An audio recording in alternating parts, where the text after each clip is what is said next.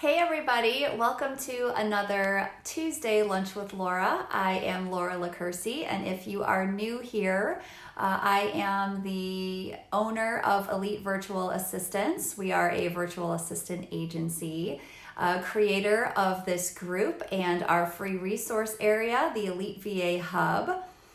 You can find that at elitevahub.com. Also, the online school, the VA school that teaches you how to build your business from the ground up. And our newest venture, Elite VA Match, where we are creating an area, a membership area for virtual assistants and potential clients to meet. So I want to take a minute and welcome all of our newest members. Glad to have you guys with us. And today what we're going to talk about is managing your day as a VA. Because I know for a lot of people, this is a really tough area. I struggle in it myself, and I've had to kind of backpedal and, with everything that's been going on. So hopefully this will help you guys if you're struggling right now. So let's see. So what we're going to do is we're going to take a little bit more of a high level view, kind of breaking it down by let's look at your month, let's look at your weeks, and then let's look at your days, because I think that kind of structure, really helps out. And like I said, I've really struggled with this, especially in the last year or so, just because I've been adding in different areas of our business. So when it was just the agency, it was a little bit easier to manage everything. But now that it's the agency and it's the Elite VA Hub and it's the VA school and now Elite VA Match, I have to really, break my schedule down and get really specific on what I'm going to work on when. So hopefully these tips will help you as well. So I hope that you guys have been able to check out Lisa and I. Every week we have been doing Facebook Lives and talking about, working with your new normal, time management skills, delegating skills. So, and in there we give, quite a bit of tips and advice, and Lisa has such a different spin on it, than I do, being a time management coach. She's really, really good at just, coming up with some different ideas and ways of looking at things that are really helpful. So I'm going to pull a little bit of that in today to what we're going to talk about, but I really wanted to, because we were talking more with business owners, and this is going to be really more about managing, taking these pieces and actually tailoring it to your virtual assistant business. So let's start out with, you're really going to be breaking down your tasks, right? In, let's say, 3 categories, because you're going to have whatever you have to do or you and your family have to do. And then you're going to have the work that you're doing for your clients, and those are your billable hours. And then you're going to have the work that is just for your business, and those are going to be your non-billable hours. So, and what I mean by that is that could be, your marketing, your billing, your prospecting, obviously at this point it's online networking, but whatever it is, you have to make sure that you are including that time to work on your business as part of your schedule, especially if you're looking to grow it. So, and one thing I just want to say, because I think this is really important, and unfortunately I found myself falling back into this trap in the beginning of this new normal, and that is don't wing it. Because winging it usually just does not produce the results. I'm not saying you can't do it, because there are people that just live their lives like that, and that's great. But when you are talking about a business, you can't wing it. You need to have some type of structure and some type of schedule in place in order for you to be able to grow. So like, for example, when my kids were little, I had a pretty set schedule, because I did things around, their nap time, their whatever, figured out when I could really work. And then as they grew, the schedule changed, and, I was able to adapt. And, then I found myself, pretty much at home for the most part during the day. My youngest is in high school. So, I had a really good chunk of the day that I was by myself and I could focus. And then all of a sudden, everybody is home again. So it definitely, I found myself winging it, and I knew I had to stop because I can't actually structure my days and work like that anymore. Maybe when I was younger, but not anymore. So a couple things to think about when you're creating your schedule is prioritizing your tasks, scheduling buffer time in between everything else that you have going on so that you can allow for things that might pop up, or allow yourself a little break here and there, and using a timer. And I'm going to, we'll talk about, there's actually like a scientific term for using that, and we'll talk a little bit about that as well. So to be honest with you, if you are going to schedule your day and make the most out of your time, you really need to go back and listen to Lisa Crilly-Malis, because she talks about understanding and figuring out when your BPT is, and that's your biological prime time. And this was something that was, new to me when I met Lisa, I should say. This is not something, because like I mentioned, I kind of did my work around my kids' schedules. But with the biological prime time, you really need to figure out when that time is for you, that you do your best work and you are in your zone of genius during this time. And she's given lots of examples, especially over the last few weeks. Some people it's really early in the morning, and some people, it could be 1 o'clock in the morning. So you need to play around with the times that you can get really focused and you can get into what she calls your zone of genius. And that is going to be key to making your schedule for you. So I'm just going to give you an example. My biological prime time is first thing in the morning. That is when I get the most done in the least amount of time. So if I start working at, let's say, like 6:30 in the morning or 7, if whatever time that is, I am golden until 9:30, 10 o'clock. I can really focus. I can get so much done. And that's the way that I set my schedule up. So I do, I don't know if you've ever read the book, Eat That Frog. It's a book about, and it really just talks to you about get that big hairy thing done first thing, so that it's not weighing on you for the entire rest of the day. So that is what I do during that time. I'll eat that frog in the morning, right? I'll do whatever it is that either I know I don't want to do, I typically don't have time to do, whatever it is, I'm going to do that thing during that time. And then I'm going to go ahead and I'm going to clean up as much as I can in my to-do list or my task list within that time, because I know that I'm focused and I'm going to get it done in that period in my BPT. And another thing that Lisa mentions, which I think is key, because I didn't know this. You cannot set your biological prime time is your biological prime time. It cannot be around everybody else's schedule. So especially if you're working from home and trying to figure out this whole thing right now, figure out when your key time is. And again, I'm only talking about like 2.5, 3 hours a day. That is going to be the time that you are going to set aside for that, and then go ahead and schedule everything around that so that you can really hone in on that, that time for yourself.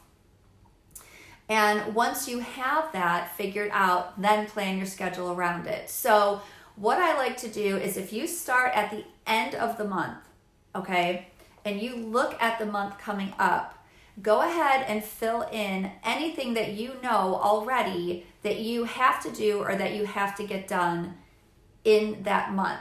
And it doesn't matter if it's something for you, for your family, maybe it's, a big event that a client has coming up, whatever it is, just make sure that that's planned out on your calendar. And so, like I said, you're going to have your family, your client time, your business time. And then what I do, so if you're going to use like a color coding system, you can take that and color code each area, however you're going to break that down. So maybe your family is one color, or, whatever you and your family have to do is one color. Client work is another color. The work that you're doing on your business is another color. And then I always schedule in buffer time. So, and I'll do that after I do, like, let's say right after my biological prime time. What I like to do is that's my workout time. So, because I have to get it in before 12 o'clock, or I know my day will get away from me and it won't happen. But you can use your buffer time any way that you want, but that's a separate color. So this way, when you're, if you're a visual person and you're looking at your calendar, you can see when you're going to have a break, or, when you're going to do this, that, and the other thing. And the color really helps. I use Google Calendar. We use G Suite. So it's very helpful for me.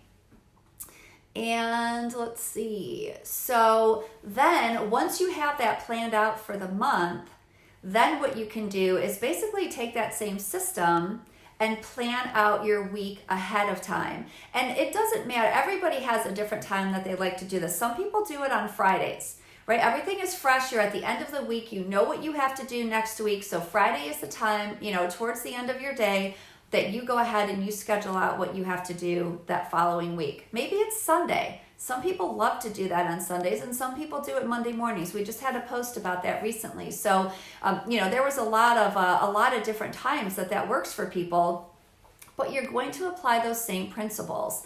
You're going to plan out your week, because now that you're breaking it down a little bit more, instead of a month view into a week's view, you're going to have a much better idea of what you have coming up. And then you're going to break it down every morning for that day. So, let's say Monday morning you come in, you already have everything on there for the month that you knew about. For the week, you did it ahead of time. So now let's break out what that day is going to look like for you. And I have always been, and I've said this many times, a big proponent of using a timer. I use a timer all the time, and I will use it especially for things like let's say I am networking online. I set a timer so that I will just spend 20 minutes or 30 minutes.